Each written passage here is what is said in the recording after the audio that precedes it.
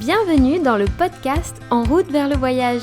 Je m'appelle Stéphanie et je suis une férue de découvertes, d'aventures et de voyages. Aujourd'hui, je me prête au jeu des questions posées par deux collègues qui ont voulu rester anonymes. Je reviens sur quelques voyages que j'ai pu faire et je vous dévoile en fin d'interview la destination de ma prochaine aventure. Bonne écoute! Alors Stéphanie, je vais te demander de te présenter Ouais. et de nous dire le nombre de voyages que tu as effectués. Alors, qu'est-ce que je peux dire pour me présenter ? Je m'appelle Stéphanie, j'ai 34 ans. J'ai travaillé beaucoup dans le tourisme et j'adore voyager. C'est pour ça que je suis partie beaucoup à l'étranger dans le cadre de mes boulots.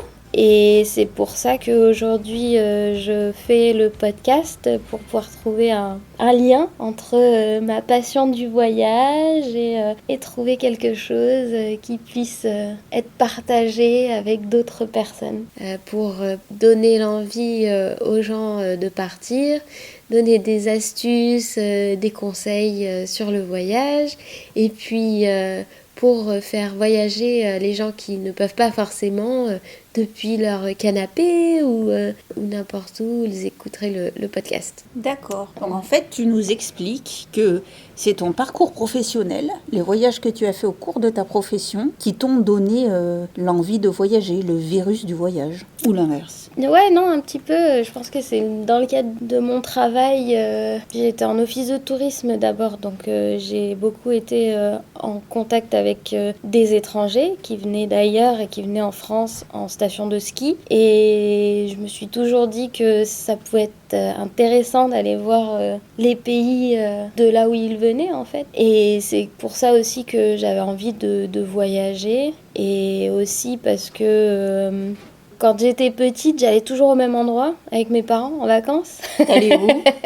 J'allais souvent à la Croix-Valmer, à côté de Saint-Tropez. Et pendant longtemps, je disais à mes parents, mais vous voulez pas qu'on change un peu ? Donc on a fait quelques autres trucs, mais c'était souvent la Croix-Valmer. Et je pense que depuis ce moment-là, je me suis dit, il y a quand même d'autres choses à voir. Il faut aller voir ailleurs, pas que rester au même endroit à chaque fois, même dans le cadre de mes vacances en fait. Donc c'est pour ça que j'ai voyagé, je pense. D'accord. Donc t'allais à la Croix-Valmer en camping ? Oui, au début c'était en camping, mais plutôt dans des mobil-homes. Ah oui. Oui, Une sorte de structure camping, un peu comme dans le film Camping, quoi. Ouais, voilà. T'as déjà vu le film Camping ? Ouais, je suis à l'emplacement 17. C'est ça. Ouais, au début on était que en mobil-home, mais après on a un peu upgradé là, comme on dit. Monté en gamme, monté en grade. On est parti dans des petits appartements dans les maisonnettes, mais toujours au même endroit, D'accord. au parc des Chênes. D'accord. Mais c'était sympa en fait. Mais après, ce que mes parents ils aimaient, c'était le fait qu'ils avaient l'habitude. Il y avait des jeux pour les enfants. Ils savaient où j'allais. Il y avait la tranquillité en fait. Oui, Ouais. c'est la vie de famille et le fait qu'il faut que ce soit cadré Sécurisé. et sécurisé pour les enfants, qu'ils aient suffisamment d'attractions pour jouer. Mais donc toi, ce que t'aimais moins, c'était la redondance, liée toujours au même endroit, pareil. Donc entre ça et le fait que t'aies travaillé avec des étrangers, ça t'a donné envie de voyager. D'aller voir ailleurs. C'est ça. Et alors, t'as commencé ton tout premier voyage, tu avais quel âge ? Et c'était où ? Alors, les premières fois où je suis vraiment partie, j'étais avec mes parents. Mon père, il est sicilien, donc on allait souvent en Sicile, mais c'était plutôt pour aller dans la famille. Donc on faisait toujours les mêmes choses aussi en Sicile, on allait toujours dans la famille, dans les mêmes villes, dans les mêmes villages plutôt. J'avoue que j'ai visité la Sicile, mais après, quand j'étais plus vieille. Mais après le premier voyage où on est parti avec mes parents, c'était la Guadeloupe vraiment, parce que mon père avait eu une offre avec son CE et c'était un peu moins cher et du coup on s'est dit allez on va en Guadeloupe. C'est bien. Et on est parti, je sais plus combien de temps, 10 jours ou 15 jours, un peu plus d'une semaine. D'accord. Et je crois que j'avais 11 ans ou 12 ans. Après, ouais, c'était souvent dans le sud de la France. On a fait aussi le Gros du Roi quand j'étais petite. Si, je me rappelle aussi parce qu'il y a mes frères qui partaient souvent en vacances. Ils sont plus vieux que moi, donc eux, ils partaient. Et moi, j'étais toujours en train de les voir partir ailleurs. Et j'avais envie, avec mes parents, de partir ailleurs, vu que j'étais plus jeune. Et j'avoue que le premier truc aussi qu'on a fait, c'était Disney. C'est Paris, c'est pas extraordinairement loin non plus. Mais c'était quand même une petite aventure. Ça reste un Oui, voyage, ça hein. compte ça compte à sa façon. Ouais. Et au final, si ça se trouve, même si t'enviais de voir tes frères partir en colo ou autre, finalement, parmi tes frères et toi, c'est peut-être toi qui as le plus voyagé jusque-là. Je sais qu'ils sont partis beaucoup. Après, c'est vrai qu'ils sont jamais partis aussi loin que moi. Ils ont fait beaucoup de choses en Europe. Si, j'ai un de mes frères qui est parti à New York une fois. Puis après, il est venu me voir quand j'étais en Floride. Parce que du coup, Disney, j'aimais bien. Et donc, j'ai voulu y bosser. Mais pas à Paris. Donc, je suis partie à Disney à Orlando, en Floride. Oh, trop chouette. Ah oui, carrément. Et donc là, mon frère, il est venu me voir avec mes parents. Ils sont venus T'as trouvé un travail à à Disney. Disney World. Ouais, Waouh. j'ai trouvé à bosser à la boulangerie de Epcot. En fait, c'est Bocuse, donc c'est français. Ils ont la boulangerie là-bas, une brasserie, un glacier, et ils prennent des Français pour travailler là-bas. Et donc, il y a beaucoup de turnover, il y a beaucoup de gens qui changent, ça change fréquemment, mais c'est que des Français. Ouais, c'était chouette. D'accord. Et du coup, tu disais tout à l'heure que tu étais partie plus loin que tes frères. Alors toi, c'est quoi le voyage le plus lointain que tu as fait? En termes de kilomètres, j'en sais rien. Wow, d'oiseau. Distance à vol d'oiseau, ouais. Je pense que le plus loin, ça a été Hawaï. Ah ouais, sympa. C'est quand j'étais au Canada, j'étais à Whistler, donc à côté de Vancouver. Je travaillais l'hiver et j'ai beaucoup travaillé pour mettre de côté. Et je me suis dit, Hawaï, c'est à côté. C'était à 6 heures de vol. Ouais. Ah oui. Beaucoup moins loin que si je partais de la France. Oui. Et donc, je me suis dit, c'est l'occasion d'aller visiter les îles à Hawaï. Et c'est comme ça que je suis partie, quasiment un mois, ouais. J'ai fait une semaine dans une île Maui. Et là, j'ai fait que du tourisme pendant une semaine. J'ai loué une voiture, j'ai fait le tour de l'île. Et après, pendant 3 semaines, je suis partie à Big Island, donc c'est la plus grosse île de l'archipel. Et je suis restée 3 semaines dans une ferme de noix de macadamia et de café. Et à l'époque, c'était pas le moment du café, donc c'était juste le moment de les couper et de les tailler, voilà. Donc c'est ça que je faisais. Je taillais les caféiers et je ramassais les noix de macadamia pendant 3 semaines. C'était chouette. Mais ouais, je pense que c'est le plus loin. Après, j'ai été au Japon et après, j'ai fait l'Asie du Sud-Est avec le Vietnam, le Cambodge, Laos et Thaïlande. Mais ça, c'était vraiment pour visiter. Oui. J'étais avec mon sac à dos et j'ai été de ville en ville, en bus, en train. Et voilà. Tes voyages comme ça, tu pars toujours toute seule? Ouais, quasiment toujours toute seule, parce que déjà c'est pas facile de trouver des gens qui sont disponibles au moment où tu veux partir. Et si t'attends les gens, bah tu pars jamais. Donc je me suis dit, c'était l'occasion de partir. Mais ça a été toujours très difficile de partir toute seule au début. Mais en fait c'est toujours une épreuve quand je pars toute seule. Même maintenant là, ça fait déjà un moment que je sais, je pars, j'ai l'habitude, mais j'ai toujours ce moment compliqué avant de partir où je me pose toujours des tas de questions. Mais c'est vrai que partir toute seule, c'est bien aussi parce que ça te permet de faire un peu ce que tu veux. Et j'ai fait l'expérience de partir avec quelqu'un parce que je voulais justement partager quelque chose. Et ce que j'ai fait pour trouver une personne qui pouvait venir avec moi, c'est que j'ai cherché sur Facebook dans les compagnons de voyage. Il y a plein de groupes Facebook où tu peux trouver des compagnons de voyage, tu marques ce que tu veux faire, où tu veux aller, les dates. Et en fait, il y a des gens qui te répondent ou toi, tu peux répondre aux autres qui donnent aussi leurs infos et tu te mets en contact comme ça. Et c'est comme ça que j'ai rencontré une fille avec qui je suis partie au Vietnam et au Cambodge. Et au départ, on pensait faire les 2 mois qu'on avait ensemble, mais au final, moi, je me suis trouvée un peu mieux à voyager toute seule, dans le sens où j'avais besoin aussi de ma liberté et de faire mon chemin à moi. Et puis on n'avait pas les mêmes envies sur certaines choses, donc c'est bien aussi d'avoir ces moments à soi. Et c'est comme ça que j'ai fait 1 mois avec elle et le dernier mois je l'ai fait toute seule. Et ça m'allait très bien finalement d'avoir fait les deux, un bout partagé et un bout toute seule. Mais t'es jamais partie avec quelqu'un que tu connaissais avant de partir? Si, en fait mon premier grand voyage c'était avec une amie. On est parti dans l'Ouest américain pendant 3 semaines. On a fait un road trip. On est arrivé à Los Angeles. On est allé jusqu'à San Francisco en passant par les parcs nationaux, Grand Canyon, Yosemite, Las Vegas. Et c'était aussi sympa. Et ensuite, j'ai fait un autre road trip en Europe avec une autre amie avec qui on est allé à Amsterdam. Ensuite, on est allé à Rotterdam en passant par les jardins de Keukenhof, qui sont des jardins de tulipes. Et on est allé à Berlin, Prague et Vienne. Et on faisait du couchsurfing, on dormait chez des gens et on a été dans des auberges de jeunesse. Et on était en bus, en train. C'était aussi un chouette voyage. Un chouette périple pour l'Europe. Ouais, c'était sympa. Et c'est vrai que non, je suis partie aussi une semaine avec une autre fille en Gaspésie, en road trip aussi. C'est quoi ce pays? La Gaspésie, c'est au Québec. Ah. C'est une partie du Québec. C'était chouette aussi. Mais c'est vrai que la plupart des voyages que j'ai fait, c'est vraiment où j'étais toute seule. Après, j'ai beaucoup été aussi à l'étranger, mais en travaillant, donc c'est aussi différent. C'est pas comme si je voyageais parce que je travaille sur place, mais à chaque fois, c'était aussi toute seule. Oui, mais les deux sont pas incompatibles. Par exemple, c'est aussi l'occasion de rester plus longtemps dans un pays. Si t'as pas de date butoir pour rentrer ou pour prendre, je sais pas, un autre moyen de transport pour changer de pays, histoire de remettre un peu à flot les finances, comme font beaucoup de gens, échange travail contre hébergement, donc du coup t'es super flexible en fait.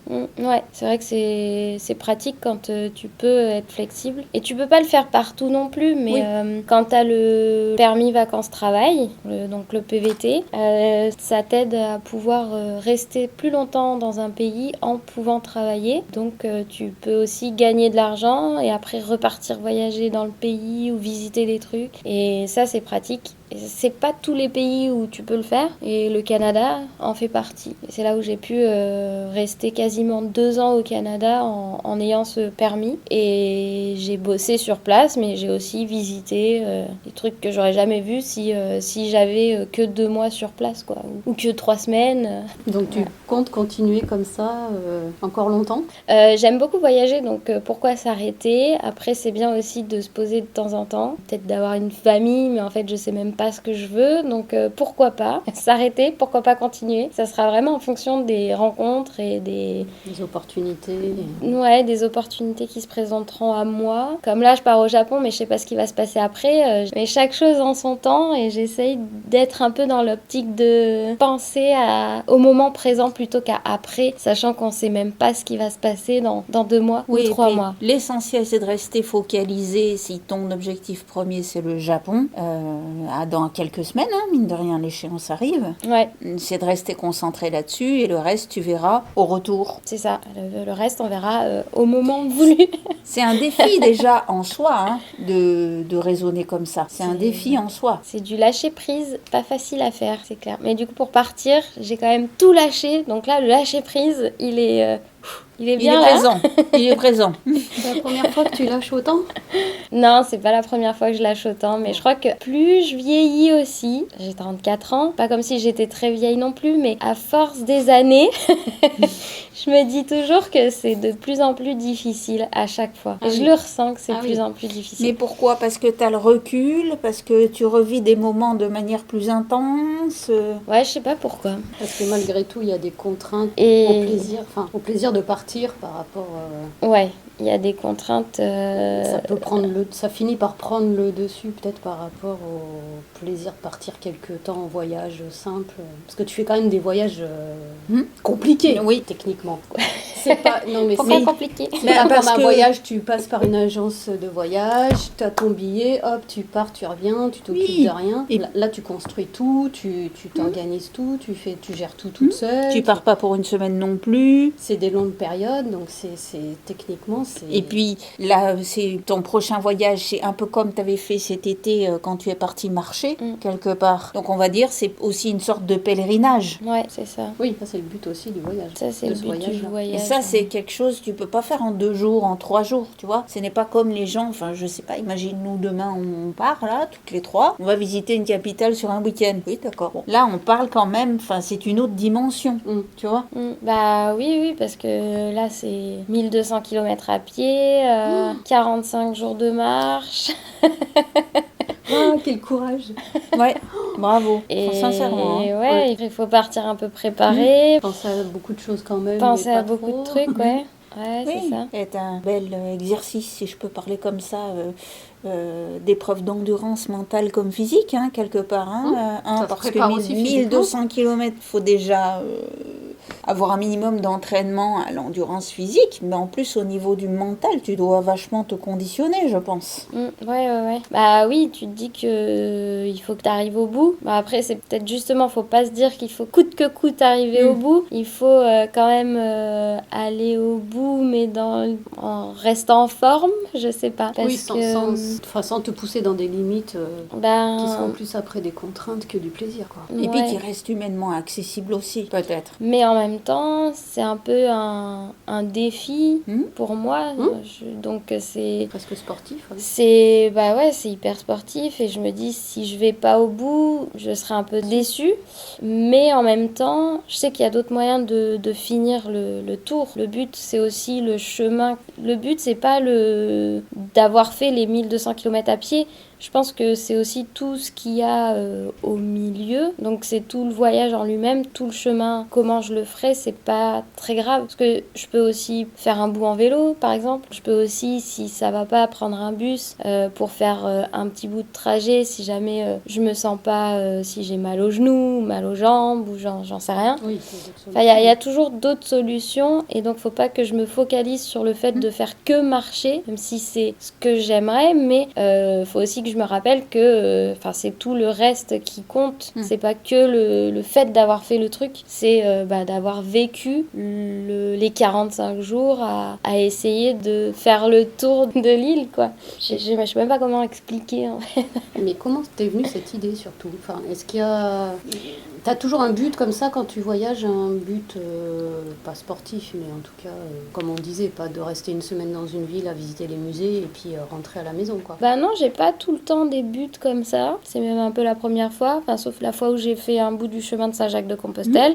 En fait, je pense que ça vient de là. Ça faisait des années que j'avais envie de faire un bout du chemin de Saint-Jacques-de-Compostelle. Pour quelle raison non plus, je sais pas. Je sais plus. Je pense que j'avais vu que c'était bien pour se poser des questions ou pour essayer d'avoir des réponses à des questions. Mais vu que je sais même pas les questions que j'ai,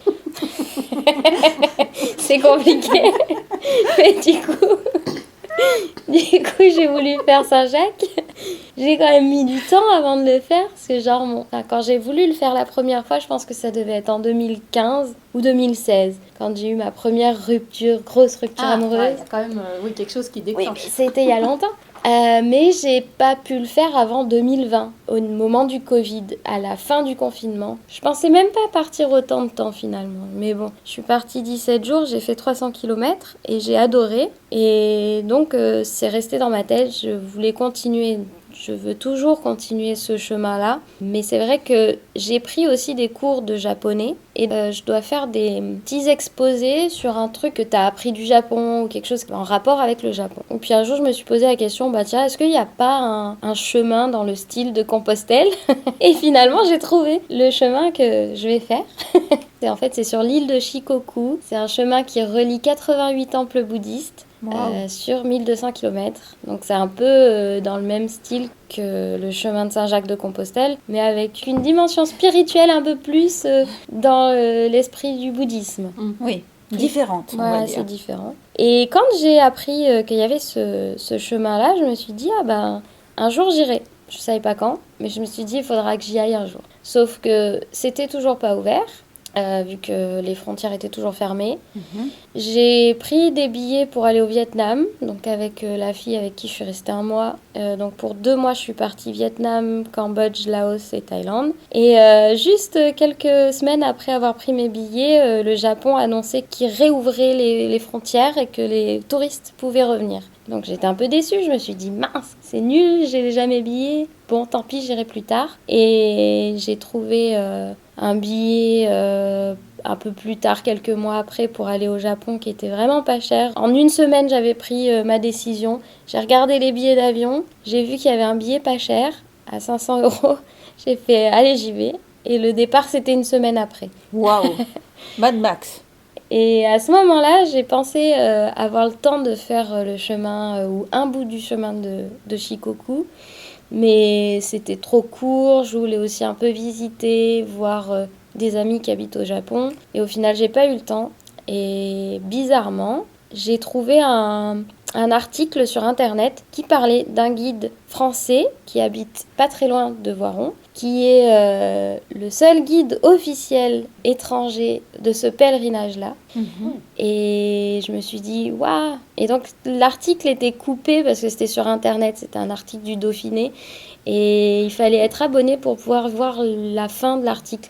Je me suis dit, mince, j'ai pas tout l'article. Et puis il y avait le nom du gars, donc j'ai cherché le gars sur Internet, j'ai trouvé sur Facebook, j'ai envoyé un message, j'ai dit ouais, je suis intéressée par le chemin de Shikoku, est-ce que on peut discuter du Japon et tout? Et il m'a dit ok. Bon, ça a pris encore du temps parce que là c'était au mois de mars peut-être, et on a pris le temps d'aller boire un verre au mois d'août. Donc au mois d'août on a bu un verre et il m'a raconté pourquoi il était devenu guide officiel de Shikoku, comment il était arrivé à avoir ce statut-là, parce que c'est pas anodin et il faut être coopté par des moines sur place, il y a plusieurs critères à avoir, et donc il a réussi. Et donc, il fait des guidages sur cette île. Et au départ, je pensais pas du tout partir avec lui.